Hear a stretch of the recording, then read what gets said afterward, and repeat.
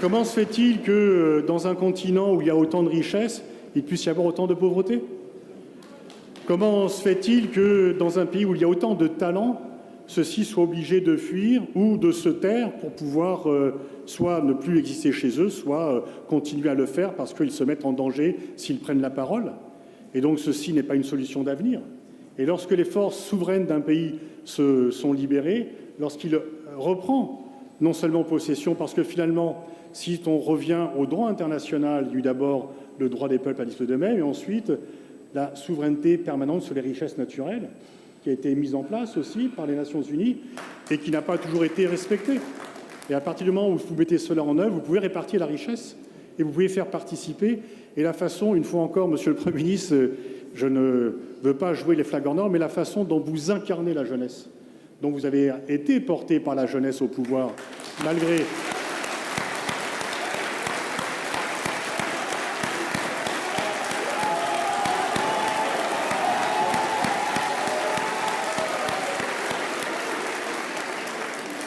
On voit que ce sont des applaudissements volontaires et pas des gens qui applaudissent avec un fusil dans le dos.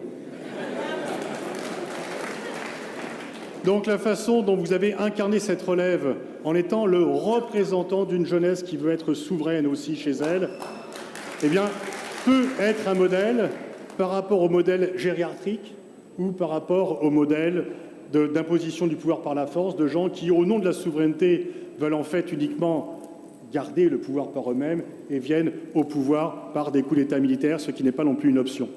La démocratie, oui, mais à condition qu'elle soit réellement efficace, qu'elle soit vraiment portée par la jeunesse. Et finalement, la façon dont les élections législatives ont confirmé le vote initial de les présidentielles montre bien que vous avez réussi ce pari et que c'est effectivement un signal qui a été entendu, non seulement dans l'ensemble de l'Afrique, et c'est pour cela que je trouvais tout à fait judicieux, pertinent et même en fait indispensable de consacrer un chapitre à votre personnalité par rapport aux autres personnalités qui peuvent se souvenir.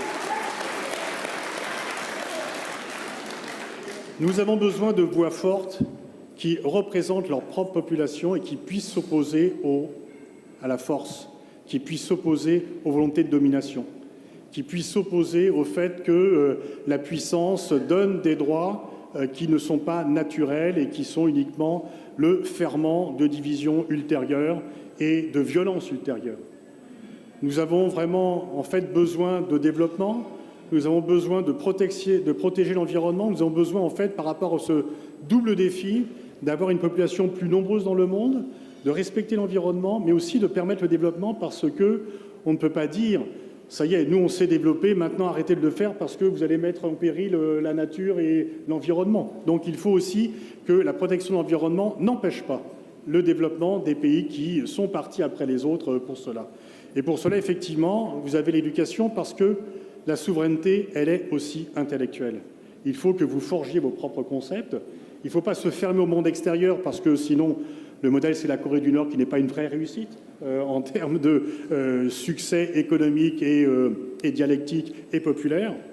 Mais en se présentant par rapport au reste du monde et en fondant cela sur la force d'un peuple qui veut affirmer haut et fort son indépendance, il y a beaucoup de perspectives qui sont entendues, non seulement en dehors des frontières du Sénégal, non seulement en Afrique, mais également dans d'autres pays. La génération Z, elle est transnationale. Le fait que le pouvoir ne passe plus uniquement... En fait, toutes les autorités, tous les gouvernements ont perdu le monopole sur l'information. Votre force, vous n'aviez pas les médias pour vous, vous n'aviez pas les autorités gouvernementales pour vous, vous aviez la mobilisation populaire par les réseaux sociaux.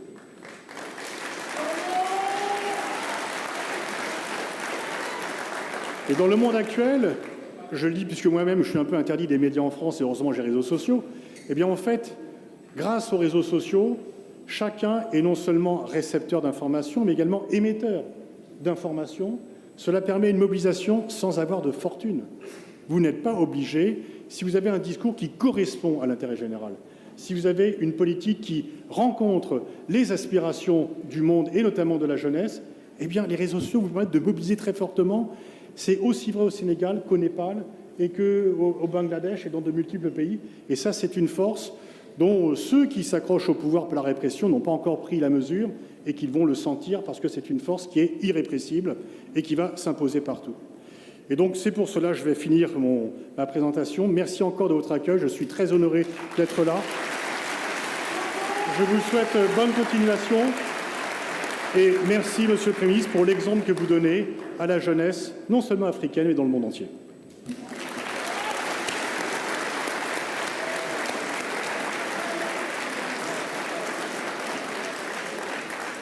Je ne vais pas tout à l'oratoire, mais je vais essayer de me couvrir. Trop de modestie et trop d'orgueil.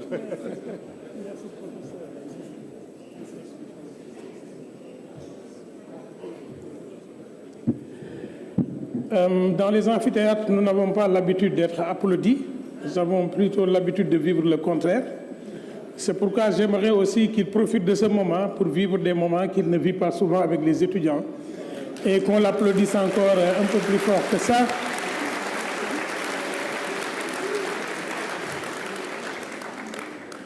Vous savez, en fait, la réalité de la force d'un intellectuel, c'est le pouvoir, et le pouvoir d'un intellectuel, c'est la vérité. De manière scientifique, analyser de manière placide des situations du monde, sans tenir compte des conséquences, les conséquences qu'on subira après avoir pris la parole, c'est la liberté d'un intellectuel. Tous les diplômés ne sont pas des intellectuels.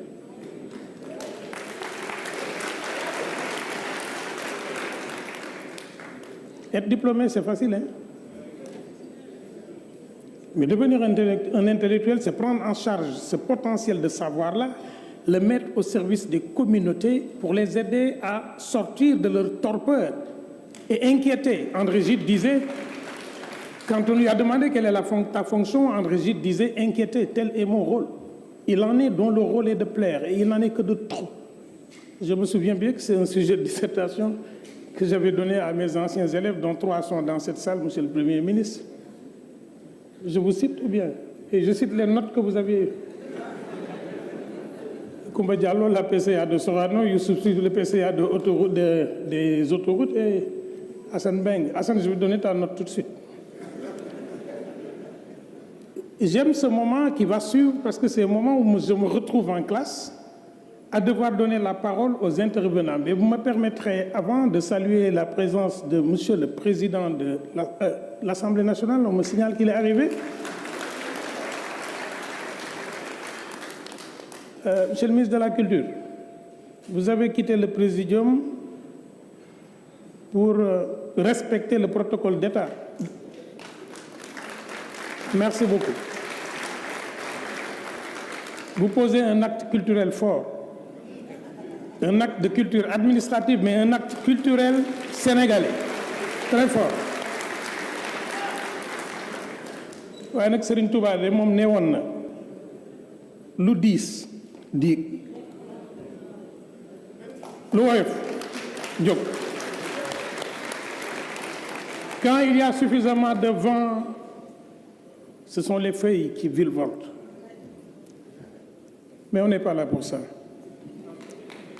On est là pour donner la parole à 3 membres du public pour, pendant 3 minutes, chacun revenir sur les prises de parole avant la contribution de M. le Premier ministre, Ousmane Sonko. J'ai donné la parole d'abord pour des raisons stratégiques et familiales, parce que mon petit frère a épousé sa fille. On va vers le crépuscule et les Wolof disent dof rek moy xulok jabaram timis. On n'attaque pas en querelle sa femme au crépuscule.